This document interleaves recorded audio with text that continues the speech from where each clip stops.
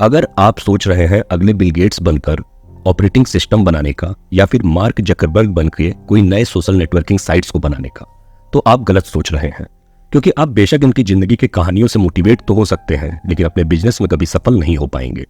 ज्यादातर लोग हड़बड़ाहट और देखा देखी में कोई ऐसा बिजनेस या काम शुरू कर लेते हैं जो उस वक्त प्रचलन में चल रहा होता है और कुछ ही दिनों में असफल होकर हताश हो जाते हैं। अब आप सोच रहे होंगे कि आखिर ऐसा क्यों होता है, या आप यह सोच रहे होंगे कि फिर कैसे किसी बिजनेस या नए काम की शुरुआत की जाए। तो आपके ऐसे ही सवालों का जवाब आज के इस बुक समरी में मिलने वाला है। नमस्कार दोस्तों, स्वागत है आपका रूब्रिक के बुक समरी में। आज हम 0 to 1 के बारे में चर्चा करेंगे, जिसके लेखक पीटर थियल और ब्लैक मास्टर्स हैं। आगे बढ़ने से पहले अगर आपने अभी तक रूब्रिक को सब्सक्राइब नहीं किया है तो कर दीजिए। यकीन मानिए, हम आपको इस सब्सक्रिप्शन का अफसोस कभी नहीं होने देंगे। Part 1, futures, challenges and successful entity. लेखक के अनुसार जब हम कोई नई चीज बनाते या शुरू करते हैं तो हम 0 से 1 की तरफ बढ़ते हैं, और वहीं जब पहले से ही बनी हुई चीजों में कुछ सुधार करते हैं तब 1 से n की तरफ बढ़ते हैं। जैसे डॉक्टर मार्टिन कूपर द्वारा जब पहली बार मोबाइल फोन का आविष्कार हुआ तो उसे हम 0 से 1 की तरफ बढ़ना कहते हैं, लेकिन वहीं जब एक मोबाइल फोन में कुछ मॉडिफिकेशंस करके 1000 नए मोबाइल फोन बनाए जाने लगे तो इसे 1 से n की तरफ बढ़ना कहते हैं, जिससे चाइना माहिर है। 0 से 1 की तरफ बढ़ना 0 से n की तरफ बढ़ने की तुलना में काफी फायदेमंद होता है, क्योंकि यही वो तरीका है जब आप किसी नई चीज, कोई नए प्रोडक्ट या सर्विस को मार्केट में इंट्रोड्यूस करते हैं। यही वो तरीका है जब आप करोड़ों लोगों का सेम प्रॉब्लम का सॉल्यूशन खोजते हैं। हाँ, 0 से 1 की तरफ बढ़ना थोड़ा मुश्किल और रिस्की जरूर होता है, क्योंकि इसके लिए हमें हमेशा एक यूनिक आइडिया, एक यूनिक टीम की जरूरत पड़ती है। कुछ अलग अंदाज में सोचने वाले सेम माइंडेड लोगों के ग्रुप की जरूरत पड़ती है, और आज के इस दौर में ऐसे ग्रुप्स को ही हम स्टार्टअप्स कहते हैं। यदि आप बिजनेस की दुनिया में अपना नाम सबसे ऊपर देखना चाहते हैं तो सबसे पहले तो आपको अपने अंदर कन्वेंशनल थिंकिंग, यानी कि पारंपरिक सोच से अपोजिट सोचने की क्षमता का विकास करना होगा। और ऐसा आप स्वयं से कुछ प्रश्न पूछकर आसानी से कर सकते हैं, जैसे ऐसी क्या दिक्कतें या परेशानियां हैं जिसका सामना आपके आसपास के ज्यादातर लोग कर रहे हैं। क्या उस परेशानी को जड़ से खत्म करने के लिए अब तक किसी ने कोई उचित कदम उठाया है? आप उन लोगों की परेशानियों को खत्म करने के लिए उन्हें क्या सॉल्यूशन दे सकते हैं? या ऐसी कौन सी कंपनी है जो अभी तक मार्केट में आई ही नहीं है? यकीन मानिए, इन्हीं सवालों के जवाब आपके यूनिक आइडिया के साथ खुले गए स्टार्टअप की नींव होते हैं। वैसे ये सवाल सुनने में जितना आसान लग रहे हैं, इनका जवाब खोजना उतना ही मुश्किल और मेहनत वाला काम है। हो सकता है कि अपने कस्टमर को वैल्यू प्रोवाइड करने में आपकी लागत ज्यादा लग जाए और मुनाफा ना के बराबर हो। जैसे यूएस एयरलाइंस को ही ले लीजिए। अपने कस्टमर्स को हाई क्वालिटी सर्विस देने के चक्कर में यूएस एयरलाइंस ने करोड़ों रुपए खर्च किए, जिसकी वजह से उसके किराए भी काफी ज्यादा होने लगे। साल 2012 में एक टिकट का दाम लगभग 10,000 रुपए था, लेकिन फिर भी हर टिकट पर एयरलाइंस को मुनाफा 30 से 40 रुपए के बीच ही हो रहा था। जबकि उस साल एयरलाइंस ने लगभग 8,64,000 करोड़ का बिजनेस किया, फिर भी उनका प्रॉफिट 1% से भी कम था। वहीं दूसरी तरफ गूगल ने उस साल मात्र 5,000 करोड़ का बिजनेस किया, लेकिन प्रॉफिट 21% से भी ज्यादा था। और ऐसा सिर्फ इसलिए हुआ क्योंकि जिस वक्त ढेर सारे एयरलाइंस बिजनेस एक दूसरे से कॉम्पिटिट करने में लगे हुए थे, उस वक्त गूगल एक मोनोपोली क्रिएट करके खुद को सबसे अलग रखा हुआ था। जी हाँ, एक परफेक्ट कॉम्पिटिशन में हर कंपनी एक दूसरे की नकल करती है, सेम प्रोडक्ट्स और सर्विसेज प्रोवाइड करती हैं, जिसकी वजह से उन्हें अपने प्रोडक्ट्स कम कीमत में भी बेचने पड़ते हैं, और परिणाम स्वरूप कोई भी प्रॉफिट नहीं कमा पाता है। वहीं दूसरी तरफ मोनोपोली बिजनेस में कंपटीशन ना होने की वजह से एक ही कंपनी का मार्केट पर कंट्रोल रहता है, और वही कंपनी ज्यादा से ज्यादा प्रॉफिट बनाने में कामयाब होती है। जबकि गवर्नमेंट रेगुलेशन से बचने के लिए वो यह कभी नहीं स्वीकार करती हैं कि उनका बिजनेस मोनोपोली बिजनेस है। ऐसे में लेखक यही सलाह देते हैं कि हर किसी को अपना स्टार्टअप एक मोनोपोली बिजनेस की तरह शुरू करना चाहिए, क्योंकि एक मोनोपोली स्टार्टअप से ज्यादा फायदेमंद कोई और बिजनेस हो ही नहीं सकता है। क्योंकि जब तक दूसरी कंपनीज आपको कॉपी करके सेम प्रोडक्ट या सर्विसेज मार्केट में उतारेंगी, तब तक आप मैक्सिमम मार्केट कैप्चर कर चुके होंगे, ठीक गूगल की तरह। आप खुद ही देख लीजिए, आज गूगल को किसी कंपटीशन की चिंता नहीं है। अब उन्हें मार्केट को कैप्चर करने की चिंता नहीं है, क्योंकि यह तो वो बहुत पहले ही कर चुके हैं, बल्कि अब उनका फोकस अपने वर्कर्स पर है, अपने प्रोडक्ट्स को और बेहतर बनाने में है, नए इनोवेशन और इन्वेंशन पर है, जो कि कॉम्पिटिटिव मार्केट में बिल्कुल संभव नहीं है। और यही है असल 0 से 1 की तरफ बढ़ने की प्रोसेस और फायदे। Part 2, competition, ideology and last mover advantage. तो चलिए मोनोपोली और कंपटीशन के अंतर को थोड़ा और अच्छे से समझते हैं। एक मोनोपोली बिजनेस लगातार सिर्फ और सिर्फ प्रॉफिट बनाते हैं, जबकि कंपटीशन बिजनेस में प्रॉफिट बहुत ही कम होता है। इतना कम कि कभी कभी छोटे बिजनेसमैन को अपने बिजनेस सस्टेन करने के लिए भी स्ट्रगल करना पड़ता है। मतलब साफ है, जितना ज्यादा कंपटीशन प्रॉफिट उतना कम। लेकिन फिर भी हमारे समाज में हर एक चीज की नींव ही कंपटीशन पर रखी जाती है। जैसे एजुकेशन सिस्टम को ही ले लीजिए, जहां एक स्टूडेंट दूसरे स्टूडेंट से अच्छे मार्क्स के लिए कॉम्पिटिट करता है और अच्छे मार्क्स वाले स्टूडेंट्स को हमारा समाज भी सुपीरियर समझता है।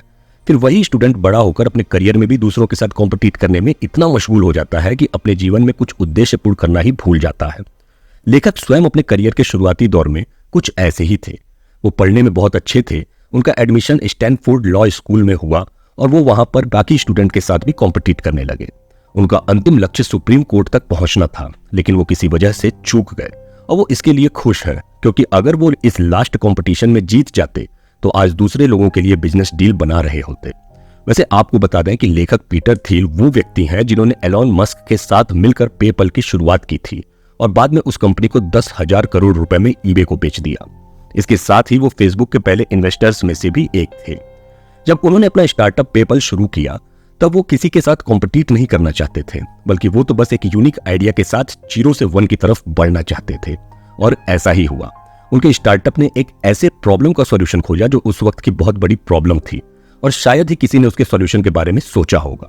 जी हाँ, उन्होंने ईमेल के जरिए पैसों को ट्रांसफर करने का सॉल्यूशन खोजा और उनके एक यूनिक सॉल्यूशन ने उस स्टार्टअप को $1.5 बिलियन की कंपनी बना दी।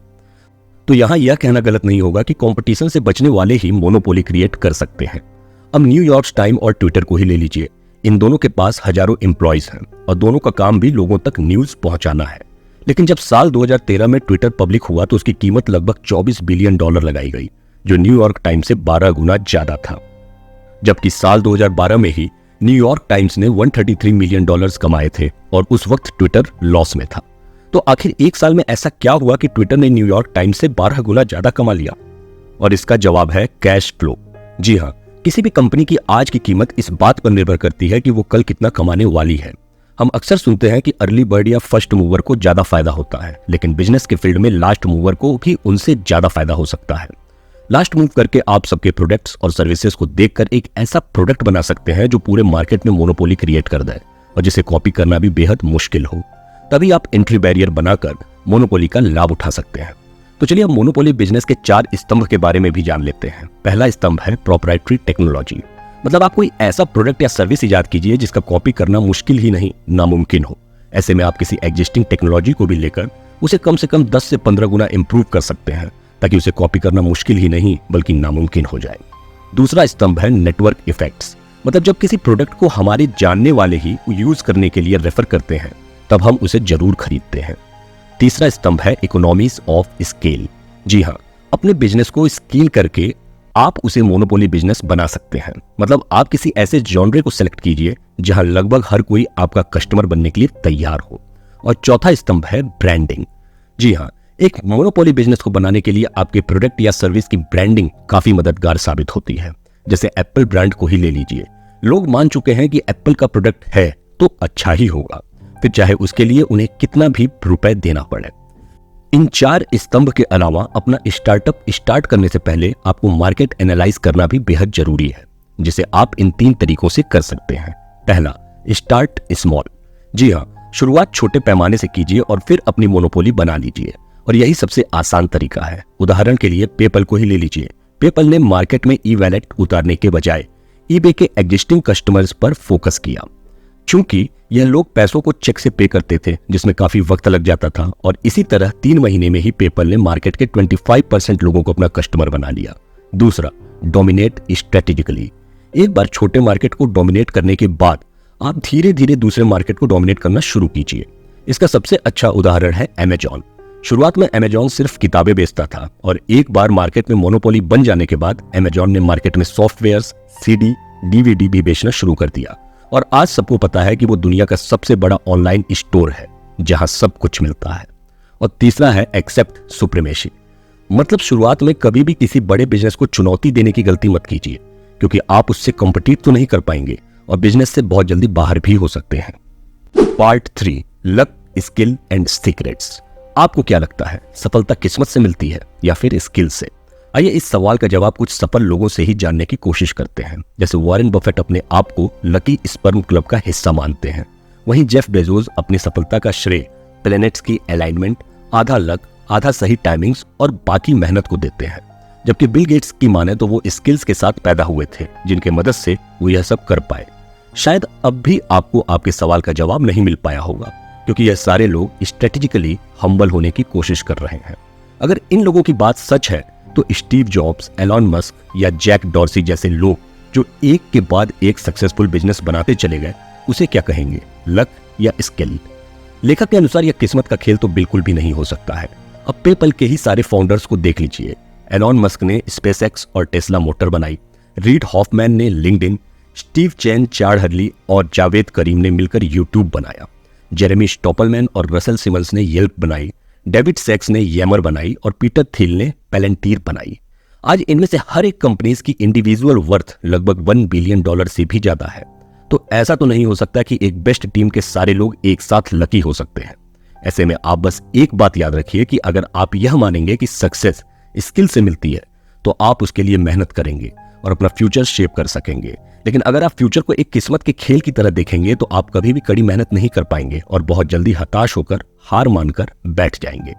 इसके अलावा जो लोग यह सोचते हैं कि उन्हें सब कुछ पता है और वो इस संसार को बहुत अच्छे से जानते हैं, लिख कर ले लीजिए, ऐसे लोग कभी भी 0 से 1 तक नहीं जा सकते हैं। लेखक के अनुसार इस संसार में 3 प्रकार के आइडियाज होते हैं। पहला, कन्वेंशनल आइडिया, जिसे हर कोई जानता और मानता है, जो पहले से ही प्रचलित है। इन आइडियाज के दम पर आप कभी भी मोनोपोली बिजनेस एस्टेब्लिश नहीं कर सकते हैं। जैसे वास्को ड गामा का पृथ्वी पर नए क्षेत्रों का खोजना उस वक्त का यूनिक आइडिया था, लेकिन यही बात अगर आप आज करने की कोशिश करेंगे तो यह कन्वेंशनल आइडिया कहलाएगा, क्योंकि पृथ्वी का कोना कोना खोजा और मैप किया जा चुका है। दूसरा, मिस्ट्री आइडिया, ऐसी प्रॉब्लम्स जिन्हें सॉल्व करना बेहद मुश्किल या लगभग नामुमकिन है। जैसे वैज्ञानिक इस ब्रह्मांड को समझने के लिए स्ट्रॉन्ग थ्योरीज का इस्तेमाल करते हैं, लेकिन प्रैक्टिकली देखा जाए तो इस टॉपिक पर कोई एक्सपेरिमेंट नहीं कर सकते हैं और इन्हें सॉल्व करना लगभग नामुमकिन होता है। ऐसे आइडियाज के साथ बिजनेस शुरू करना बेवकूफी भरा कदम हो सकता है और इसमें आप सिर्फ अपना वक्त, पैसा और ताकत ही जाया करेंगे। और तीसरा है सीक्रेट आइडियाज। यह अमूमन कन्वेंशनल और मिस्ट्रीज आइडिया के बीच का आइडिया होता है, जो आम लोगों के लिए समझ पाना थोड़ा मुश्किल होता है, और यही वो आइडिया है जिसके मदद से आप अपने बिजनेस को मोनोपोलाइज कर सकते हैं। लेकिन ज्यादातर लोग सीक्रेट्स को ढूंढना ही नहीं चाहते हैं। वो यकीन ही नहीं करना चाहते कि ऐसा कोई सीक्रेट होगा जो आज तक किसी ने नहीं खोजा है, और ऐसा अक्सर 4 मेंटेलिटी की वजह से होता है। पहला, इंक्रीमेंटलिज्म मेंटेलिटी, जो हमारे अंदर बचपन से ही प्रोग्राम की जाती है। जैसे स्कूल में जब हम कुछ आउट ऑफ द सिलेबस जाकर अच्छा भी करते हैं तब भी हमें कोई शाबाशी नहीं मिलती, और जब सिलेबस के मुताबिक करते हैं तो तारीफ मिलती है। मतलब बचपन से ही हमें आउट ऑफ द बॉक्स जाकर कुछ करने या सोचने से रोका जाता है। दूसरा है रिस्क एवर्जन, जिसमें हमें बचपन से ही कुछ अलग, कुछ नया, कुछ यूनिक करने से डराया जाता है और फिर हम ताउम्र डरते रह जाते हैं। अगर हम कुछ गलत कर दिए तो क्या होगा, जिसकी वजह से हम कभी भी कोई बड़ा रिस्क ले ही नहीं पाते हैं, कभी कोई सीक्रेट खोज ही नहीं पाते हैं। तीसरा है कॉम्प्लेसेंसी, जहां हमें घड़ी घड़ी यह एहसास दिलाया जाता है कि बस यह हो गया तो लाइफ सेट, या यह कर लो तो लाइफ सेट। जैसे तेज दिमाग वाले लोग जब किसी कॉलेज में एडमिशन लेते हैं तो ओरिएंटेशन प्रोग्राम के दिन ही उन्हें यह बता दिया जाता है कि अब आप वर्ल्ड के एक प्रेस्टीजियस कॉलेज में आ चुके हैं और अब आपकी लाइफ सेट है, जिसके वजह से वो लोग निश्चिंत हो जाते हैं और कुछ अलग या कोई सीक्रेट्स खोजने की कोशिश ही नहीं करते हैं। और चौथा है फ्लैटनेस, जहां हम खुद से ही सवाल करते हैं कि अगर कोई ऐसा सीक्रेट्स खोजना बचा होता तो हमसे भी ज्यादा इंटेलिजेंट और मेहनती लोग हैं इस पृथ्वी पर, वही अब तक खोज चुके होते, और इस तरह एक बार फिर हम कोई नया सीक्रेट खोजने से चूक जाते हैं। जबकि ये सीक्रेट आइडियाज ही हैं जो आपको आउट ऑफ द बॉक्स जाकर कुछ अलग, कुछ यूनिक करने के लिए प्रोत्साहित करते हैं। तो अब सवाल यह है कि आखिर सीक्रेट्स खोजा कैसे जाए। देखिए, अगर आप कुछ भी यूनिक करना चाहते हैं तो सबसे पहले तो अपने आप से यह सवाल पूछिए कि हमारी प्रकृति या हमारे आसपास के लोग हमसे कौन सा सीक्रेट छुपा रहे हैं, और फिर आप सीक्रेट्स को उस जगह पर खोजिए जहां उसे कोई और नहीं ढूंढ रहा हो। ज्यादातर लोग किसी सीक्रेट्स को वहां ढूंढते हैं जो उन्हें उनके स्कूल या कॉलेजेस में बताया गया होता है, लेकिन असल सफलता, असल तरक्की तो इन सारे ज्ञान से काफी ऊपर है। उदाहरण के तौर पर आप फिजिक्स को ही ले लीजिए। इसके तुलना में एस्ट्रोलॉजी में आपको ज्यादा सीक्रेट्स मिल जाएंगे क्योंकि यह बहुत कम जगह पढ़ाया जाता है। लेकिन एस्ट्रोलॉजी में इंटरेस्ट रखने वाले लोग कम होते हैं, तो शायद आपका एस्ट्रोलॉजी में खोजा गया सीक्रेट ज्यादा ऑडियंस को वैल्यू नहीं प्रोवाइड कर पाएगा। तो फिर आप न्यूट्रिशंस को देखिए, यह तो लगभग इस संसार के हर इंसान के लिए मैटर करता होगा। तो फिर इस फील्ड में आप सीक्रेट को खोजिए, और अब जब आपको कोई नया सीक्रेट मिल गया है तो या तो आप वो किसी को बता दें या फिर आप खुद इस सीक्रेट के दम पर अपना बिजनेस या स्टार्टअप शुरू करें जो मार्केट में मोनोपोली के साथ प्रॉफिट कमाए। मतलब साफ है, एक तो आपको सीक्रेट खोजने हैं, दूसरा वो ऐसे फील्ड से होना चाहिए कि ज्यादा से ज्यादा लोगों को वैल्यू प्रोवाइड कर सकें। Part 4, foundation. लेखक के थील्स लॉ के मुताबिक किसी भी स्टार्टअप की शुरुआत में ही उसका फाउंडेशन मजबूत होना चाहिए, क्योंकि शुरुआत की गलतियों को सुधारना आगे चलकर बेहद मुश्किल हो जाता है। जैसे किसी गलत पार्टनर या इन्वेस्टर के साथ जुड़ जाना आपके स्टार्टअप के लिए घातक साबित हो सकता है। इसलिए उसके फाउंडर के तौर पर शुरुआत से ही सारी चीजें परफेक्ट रखना आपका ही फर्ज है, क्योंकि एक खराब फाउंडेशन के साथ बेस्ट कंपनी नहीं बनाई जा सकती है। अपने को फाउंडर का चुनाव करना भी एक शादी की तरह ही होता है, और उनके साथ कोई भी मतभेद तलाक की तरह होता है। इसके अलावा शुरुआत में आपके कंपनी के साथ जुड़ने वाले लोगों से यह जरूर सुनिश्चित कीजिए कि वो आपके साथ फुल टाइम काम करेंगे। हाँ, एक्सेप्शंस हो सकते हैं, जैसे अकाउंटेंट्स और लॉयर को आप पार्ट टाइम जोड़ सकते हैं, लेकिन कोर टीम आपके स्टार्टअप के साथ फुल टाइम होनी चाहिए। इसके अलावा उनके कमिटमेंट को और ज्यादा मजबूत करने के लिए आपको उन्हें अच्छी सैलरी और सुविधा भी देनी चाहिए। उन्हें पूरी तरीके से कॉम्पेंसेट करना चाहिए। आप अपनी कंपनी के फाउंडर हैं, आप CEO हैं, यह स्टार्टअप आपका ब्रेन चाइल्ड है।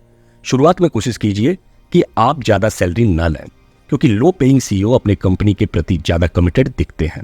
इसका सबसे अच्छा उदाहरण है बॉक्स कंपनी के CEO एरॉन लीव। वो अपने आप को सब एम्प्लॉयज से कम सैलरी देते थे, और कंपनी के शुरू होने के 4 साल बाद भी वो एक छोटे से कमरे में रहते थे जिसमें केवल एक बेड था। किसी भी स्टार्टअप्स को शुरुआत में अपने एम्प्लॉयज को ज्यादा सैलरी देने की जरूरत नहीं है। आप अपने कोर टीम को कंपनी की ओनरशिप, शेयर्स और इक्विटी के रूप में समझदारी से दे सकते हैं, और यकीन मानिए आपका यह कदम उन्हें सैलरी की तुलना में ज्यादा मोटिवेटेड रखेगा या उनके अंदर अपनत्व की भावना को कायम करेगा, और वो आपकी कंपनी को अपनी कंपनी समझकर काम करेंगे। एज ए थंब रूल, शुरुआत में रिस्क लेकर स्टार्टअप ज्वाइन करने वाले लोगों को ज्यादा इक्विटी दी जाती है। उदाहरण के तौर पर साल 2005 में एक आर्टिस्ट जिसने फेसबुक के ऑफिस को पेंट किया था, आज उसकी नेटवर्थ $200 मिलियन है, जबकि एक टैलेंटेड इंजीनियर जिसने 2010 में फेसबुक ज्वाइन किया, उसकी नेटवर्थ सिर्फ $2 मिलियन है। इसके साथ ही लेखक यह भी बताते हैं कि किसके पास कितनी इक्विटी है, यह कंपनी के फाउंडर्स को हमेशा सीक्रेट रखनी चाहिए, क्योंकि अपने एम्प्लॉयज को सबकी इक्विटी बताना अपने ही कंपनी में न्यूक्लियर बॉम्ब या फेंकने जैसा है। चलिए अब मान लेते हैं कि किसी सीक्रेट आइडिया पर काम करके आपने कोई नया प्रोडक्ट या सर्विस को इजाद कर लिया, तो सवाल यह है कि आप उसे बेचेंगे कैसे। यहां पर काम आती है आपकी सेल्स स्किल। ज्यादातर लोग सेल्स को अंडर एस्टिमेट करते हैं। टेक्निकल टीम तो एडवर्टीजमेंट तक को निरर्थक समझती है। उन्हें लगता है कि एडवर्टीजमेंट से लोगों के डिसीजन मेकिंग पर कोई असर नहीं पड़ता है, लेकिन वो गलत सोचते हैं। बेशक एडवर्टीजमेंट किसी को उसी वक्त वो प्रोडक्ट या सर्विस को खरीदने के लिए मजबूर नहीं करती है, लेकिन वो पहले सेकंड से ही लोगों के दिमाग में एक प्रभाव बनाना शुरू कर देती है, जिसकी वजह से लोग कभी ना चाहते हुए भी एक बार उसे ट्राई करने के उद्देश्य से खरीद ही लेते हैं। ज्यादातर टेक्निकल मैनेजर्स को यह लगता है कि सेल्स पर्सन की कोई रियल जॉब नहीं होती है। उनकी नजर में घंटों फोन पे बात करना, पोटेंशियल क्लाइंट के हर जोक पर हंसना, उनके साथ लंच करना, ट्रेवल करना कोई सीरियस काम नहीं होता है, जबकि वो यह भूल जाते हैं कि एक सेल्समैन की यही कला होती है जिसके बदले वो कंपनी के रेवेन्यू को बढ़ाता है। किसी इंजीनियर का यह सोचना कि अगर वो अच्छा प्रोडक्ट बनाएगा तो वो खुद ब खुद बिक जाएगा, बेवकूफी है। किसी भी कंपनी को अपना प्रोडक्ट बनाते वक्त उसके डिस्ट्रीब्यूशन और मार्केट प्राइस का खास ख्याल रखना चाहिए। साथ ही उसके सेल्स की स्ट्रेटेजी को भी डिजाइन कर लेना चाहिए, और इन्हीं काम में माहिर होते हैं सेल्स मैनेजर्स। यहां तक कि सेल्स को प्राइस के अकॉर्डिंग भी 5 कैटेगरीज में बांटा गया है। पहला है कॉम्प्लेक्स सेल्स। अगर आपके प्रोडक्ट या सर्विसेज का दाम $10 मिलियन के आसपास है तो आपको पर्सनली उसके डील में इन्वॉल्व होना चाहिए। आपको महीनों या फिर सालों कस्टमर्स के साथ रिलेशन बनाने में फोकस करना चाहिए। इतने महंगे प्रोडक्ट वाले कंपनीज के लिए आमतौर पर 2 से 3 साल में एक सेल भी काफी होती है। उदाहरण के तौर पर एलॉन मस्क को ही ले लीजिए, जिन्होंने रॉकेट बनाने के कुछ ही साल बाद नासा के साथ कॉन्ट्रैक्ट साइन कर लिया। दूसरा है पर्सनल सेल्स। अगर आपके प्रोडक्ट या सर्विस का दाम $10,000 से $1 लाख के बीच है तो आप अपनी सेल्स फोर्स तैयार कर सकते हैं, क्योंकि ऐसे प्राइस में सबसे बड़ी चुनौती शुरुआती सेल करवाने की ही होती है। ऐसे में आप छोटे पोटेंशियल क्लाइंट्स और मार्केट पर फोकस कीजिए। उदाहरण के तौर पर बॉक्स कंपनी को ले लीजिए, जिसने सबसे पहले उन चुनिंदा लोगों को अपना कस्टमर बनाया जो फाइल शेयरिंग की प्रॉब्लम से परेशान थे।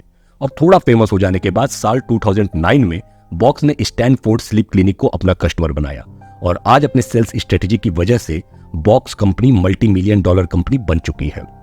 तीसरा है डेड जोन। इस जोन में स्थिति थोड़ी गंभीर होती है, जहां अगर आपके प्रोडक्ट का प्राइस रेंज $1000 के आसपास है तो आप डेड जोन की कैटेगरी में आते हैं और यहां सेल्स करना थोड़ा मुश्किल होता है। मान लीजिए कि आप एक ऐसा सॉफ्टवेयर तैयार करते हैं जो छोटे स्टोर ओनर्स को उनके ऑर्डर्स और प्रोडक्ट्स को मैनेज करने में मदद करता है, लेकिन आपके पास ऐसे कस्टमर्स तक पहुंचना ही एक बड़ा चैलेंज है और यहाँ पर एडवर्टीजमेंट भी किसी कस्टमर को $1000 देने के लिए कन्विंस करने में ज्यादा कारगर नहीं होते हैं। ऐसे में एक ही ऑप्शन बचता है और वो यह है कि अपने हर कस्टमर को पर्सनल अटेंशन दी जाए, लेकिन फिर इतनी बड़ी सेल्स टीम रखना भी एक चुनौती होती है, इसलिए हम इन प्राइस रेंज वाले प्रोडक्ट या सर्विस को थोड़ा अवॉइड कर सकते हैं। चौथा है मार्केटिंग एंड एडवर्टाइजिंग।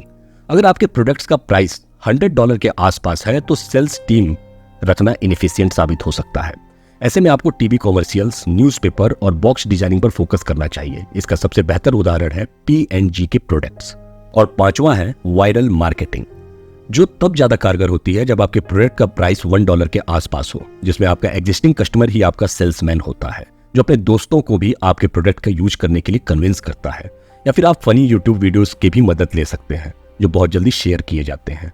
टपरवेयर और पल्स टॉफी इसके सबसे अच्छे उदाहरण हैं। इसके अलावा लेखक बताते हैं कि अपने आप से इन 7 सवालों को करके आप अपने स्टार्टअप के सक्सेस के चांसेस को और ज्यादा बढ़ा सकते हैं। पहला सवाल, द इंजीनियरिंग क्वेश्चन। क्या आप मार्केट में कोई ऐसा प्रोडक्ट ला सकते हैं जो एग्जिस्टिंग प्रोडक्ट से 10 गुना अच्छा हो? दूसरा सवाल, द टाइमिंग क्वेश्चन। जिस तरह का बिजनेस आप स्टार्ट करने की सोच रहे हैं, क्या उसे स्टार्ट करने का यह सही टाइम है? तीसरा सवाल, द मोनोपोली क्वेश्चन। क्या आप अपने बिजनेस की शुरुआत छोटे मार्केट के बड़े हिस्से से कर रहे हैं? चौथा सवाल है द पीपल क्वेश्चन। क्या आपकी कोर टीम परफेक्ट है? पांचवा सवाल, द डिस्ट्रीब्यूशन क्वेश्चन। क्या आपको प्रोडक्ट बनाने के साथ साथ उसे बेचने का तरीका मालूम है? छठवां सवाल, द ड्यूरेबिलिटी क्वेश्चन। क्या आप अपना बिजनेस 10-20 सालों बाद भी कर रहे होंगे? और सातवां सवाल है द सीक्रेट क्वेश्चन। क्या आप कोई ऐसी अपॉर्चुनिटी की खोज कर चुके हैं जो बाकी मिस कर रहे हैं? अगर इन सवालों में से कम 5 या 6 सवालों का जवाब हाँ है तो कॉन्ग्रेचुलेशंस, आप सही ट्रैक पर हैं। वैसे आप यह भी जान लीजिए कि टेस्ला मोटर्स के फाउंडर एलन मस्क के पास इन 7 सवाल के जवाब थे। जैसे पहला सवाल, क्या आपका प्रोडक्ट मार्केट के एग्जिस्टिंग प्रोडक्ट से 10 गुना अच्छा है? जी हाँ, टेस्ला की टेक्नोलॉजी इतनी अच्छी है कि बाकी बड़े बड़े कार के ब्रांड्स उन पर निर्भर हैं। दूसरा सवाल, क्या यह बिजनेस शुरू करने के सही टाइम है? जी हाँ, साल 2009 में टेस्ला ने यूएसए गवर्नमेंट से वन टाइम सेटलमेंट में ही $465 मिलियन की सब्सिडी ले ली और 1.5 साल बाद ही गवर्नमेंट ने सब्सिडी देना बंद कर दिया। तीसरा सवाल, क्या आप छोटी मार्केट के बड़े शेयर से स्टार्ट कर रहे हैं? जी हाँ, टेस्ला ने सबसे पहले कॉस्टली इलेक्ट्रिक कार्स बनाकर बड़े बड़े एक्टर्स को कुल 3000 कार्स बेची और फिर 2013 में मिडिल क्लास को फोकस करते हुए लगभग 20,000 कार्स बेचे और आज टेस्ला इलेक्ट्रिक कार्स में सबसे आगे है। चौथा सवाल, क्या आपके पास सही टीम है? जी हाँ, एलोन मस्क खुद बहुत अच्छे इंजीनियर और सेल्समैन हैं। उनकी टीम स्पेशल फोर्सेस की तरह है। सर्वे कहता है कि अगर आप टेस्ला में है तो आप बाकियों से 4 कदम आगे हैं। पांचवा सवाल, क्या आपको प्रोडक्ट बनाने के साथ साथ उसे बेचने का तरीका मालूम है? जी हाँ, टेस्ला अपने सेल्स को बहुत सीरियसली देखते हैं, इसलिए वो अपनी कार्स अपने ही स्टोर्स में बेचते हैं। इससे उनका रिलेशन उनके कस्टमर्स के साथ हमेशा मेंटेन रहता है। छठवां सवाल, क्या आप अपना बिजनेस 10-20 सालों बाद भी कर रहे होंगे? जी हाँ, आज इलेक्ट्रिक कार्स में कस्टमर्स टेस्ला को ही प्रेफर करते हैं और ऐसी ही कंपनीज लंबे समय तक मार्केट में मोनोपोली बनाकर रखती हैं। सातवां सवाल, क्या आप ऐसे अपॉर्चुनिटी ढूंढ चुके हैं जो बाकी मिस कर रहे हैं? जी हाँ, टेस्ला जानता था कि बड़े लोग इलेक्ट्रिक कार्स में सफर करना एक स्टेटस सिंबल मानते हैं। इससे लोग यह भी समझते हैं कि इलेक्ट्रिक कार्स के ओनर्स एनवायरनमेंट को क्लीन रखना चाहते हैं। इसी सीक्रेट को लेकर टेस्ला ने महंगी और स्टाइलिश कार्स बनाई और इनके शुरुआती कस्टमर्स में टाइटैनिक के हीरो लियोनार्डो डिकैप्रियो भी शामिल थे। तो दोस्तों, हमारी आज की समरी यहाँ खत्म होती है। उम्मीद है कि आपको यह पसंद आई होगी। अगर आप भी अपना स्टार्टअप स्टार्ट करने की सोच रहे, अगर आप भी अपना ब्रांड बनाने की सोच रहे तो आपको यह किताब एक बार जरूर पढ़नी चाहिए, जिसे आप फ्लिपकार्ट या अमेजॉन से खरीद सकते हैं। ऐसे ही सेल्फ हेल्प बुक्स की समरी को सुनने के लिए रूब्रिक को लाइक और सब्सक्राइब कीजिए और हमें कमेंट में जरूर बताइए कि और क्या आप हमसे सुनना पसंद करेंगे। धन्यवाद और नमस्कार।